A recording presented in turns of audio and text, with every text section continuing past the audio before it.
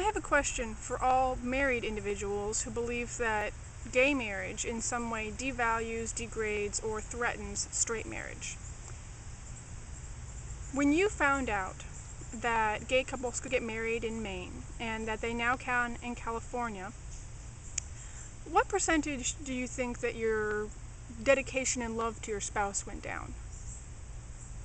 Did either of you start up a gambling problem, a drinking problem, or start beating the kids? Is one of you having an affair, or did one of you turn gay? Are you demanding that you divorce each other now because if gays can get married, then you don't want to be married? I mean, what actual practical harm has ever come to a straight marriage from a gay marriage? I've never heard a secular argument against gay marriage. Usually it's people saying that, in the Bible, apparently God disapproves of homosexual unions and that marriage is between a man and woman. Well, that's perfectly fine for you to think that way and to believe your book and everything, but America is not a theocracy. We don't pass laws based on what any religious group says or believes.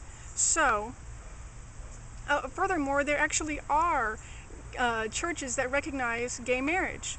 So for the state to say that those marriages can't be legally recognized, in my mind, is actually an imposition of the state upon the church. This is a big separation of church and state issue, in other words. And really, of the people that I've talked to, at least, people that are not homophobic, that just, have a certain ideas about the traditional religious nature of marriage, don't have a problem with civil unions. They don't have a problem with gay couples having the same rights and regulations as married couples.